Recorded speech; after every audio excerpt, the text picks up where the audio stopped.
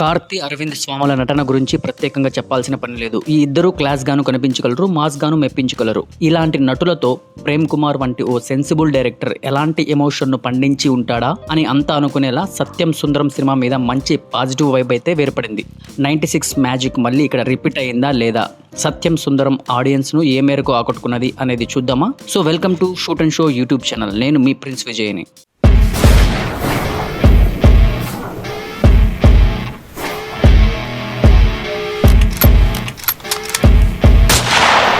ఇక కథ విషయానికి వస్తే, సత్యం అంటే అరవింద స్వామి, నాన్న రామలింగం అంటే జయప్రకాష్కు తోబుట్టువులు చేసిన అన్యాయంతో చేతిలో ఏం మిగలకుండా పోతుంది. చివరకు ఉన్న ఊరిని, సొంత ఇంటిని వదిలి వెళ్లాల్సి వస్తుంది. ఆ ఇంటితో సత్యం మనసు పెనవేసుకుని ఉంటుంది. అతి కష్టంగానే సత్యం ఆ ఇంటిని, ఊరిని విడిచి వెళ్తాడు. తనకు ఇష్టమైన చిన్నాన్న కూతురు భువనాకి కూడా దూరంగా వెళ్తాడు. ఊరు వదిలి వెళ్లే క్రమంలో ఇష్టమైన సైకిల్ను కూడా అక్కడే విడిచి వెళ్తాడు. 22 ఏళ్లు పుట్టిన ఊరికి, బంధువులకు సత్యం ఫ్యామిలీ దూరంగానే ఉంటుంది. తన చెల్లిని భువన పెళ్లి కారణంగా సొంత ఊరికి రావాల్సి వస్తుంది. ఆ పెళ్లిలో బావా అంటూ సుందరం అంటే మన కార్తిక్ హీరో సత్యాన్ని తగులుకుంటాడు. కానీ సత్యానికి మాత్రం అతను ఎవరో తెలియదు. చిన్ననాటి రోజులు కూడా గుర్తుకురావు. కనీసం అతని పేరు కూడా సత్యంకు తెలియదు. పేరు తెలియకుండా సత్యం అతనితో ప్రయాణం సాగించాల్సి వస్తుంది.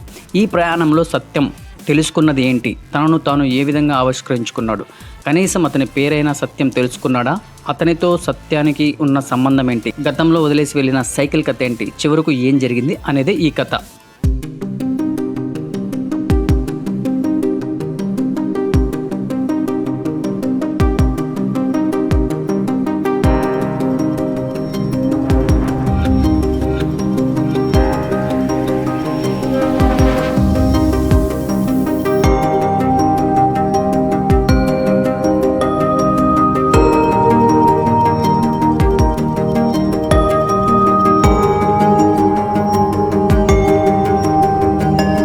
సో ఇలాంటి ఓ సెన్సిబుల్ కథను రాయడం చాలా కష్టం. పాయింట్ పరంగా చూస్తుంటే ఇది చిన్న కథలానే అనిపిస్తుంది. కానీ ఈ పాయింట్ చుట్టూ అల్లుకున్న కథనం, సీన్లు కొన్నిసార్లు కంటతడి పెట్టేలా చేస్తాయి. ఇంకొన్నిసార్లు సత్యం పాత్ర అయితే ఫీల్ అయినట్టే ఉంటుంది, బట్ నసగా అనిపిస్తుంది. ముఖ్యంగా తెలుగు ఆడియన్స్కు కొన్ని సీన్లు ఎక్కకపోవచ్చు, బట్ తమిళ ఆడియన్స్కి అయితే బాగానే కామెడీ అనుకోవచ్చు.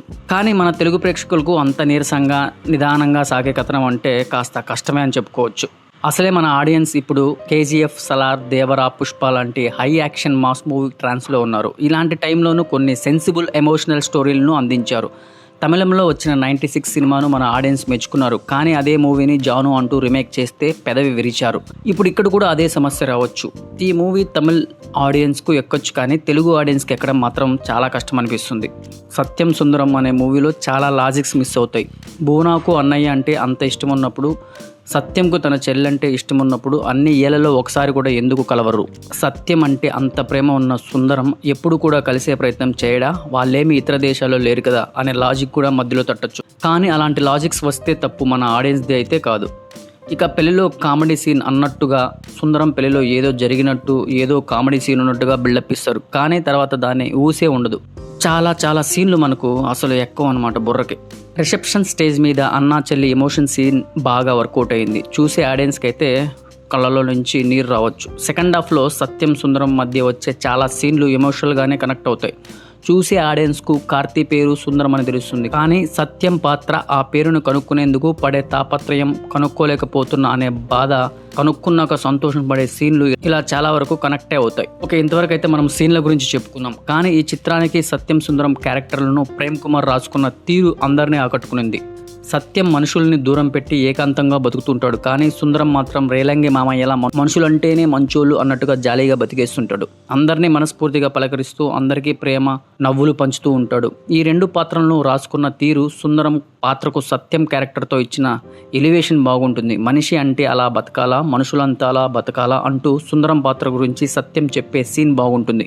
అలాంటి డైలాగ్స్ ఎన్నో కూడా మనసుకు హత్తుకునేలా ఉంటాయి. డబ్బులు ముఖ్యం కాదు, ప్రేమ, బంధువులు, బంధుత్వం, మంచి బంధాలు ఉండడమే ముఖ్యం అన్నట్టుగా ప్రేమ్ కుమార్ మంచి సందేశాన్ని ఇచ్చేలా కథను రాసుకున్నారు. అందరూ సుందరం లాంటి మంచివారే ఉండాలనుకోవడం కూడా అత్యాశ అవుతుంది. కానీ సుందరం లాంటి స్వచ్ఛమైన ప్రేమను పంచే క్యారెక్టర్లు కనిపించడం అరుదు. కానీ ఈ సినిమాలో కార్తీ పాత్రను చూస్తే మంచితనానికి అడ్రస్ లా ఉంటాడు. అలాంటి క్యారెక్టర్ను కార్తీ అవలీలగా పోషించేశాడు.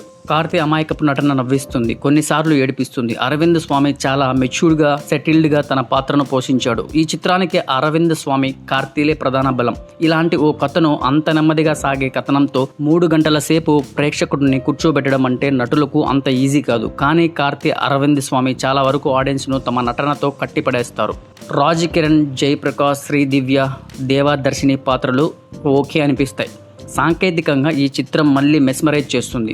గోవింద్, వసంత్ పాటలు అంతగా గుర్తుండకపోయినా ఆర్ఆర్ మాత్రం ఎమోషనల్ టచ్ అవుతుంది. కెమెరా వర్క్ చాలా సహజంగా అయితే నేచురల్గా కనిపిస్తుంది. ఎంతో ప్లెజెంట్గా, హాయిగా అనిపించేలా ఉంటుంది. సూర్య, జ్యోతికులు నిర్మాతలుగా మరోసారి తమ అభిరుచిని చాటుకున్నారు. ఇలాంటి చిత్రాలు బాక్సాఫీస్ వద్ద కమర్షియల్గా సక్సెస్ అవుతాయో లేదో చెప్పలేం. సత్యం సుందరం బాక్సాఫీస్ ఎలాంటి ఫలితాన్ని రాబట్టుకునిందో వేచి చూడాల్సిందే.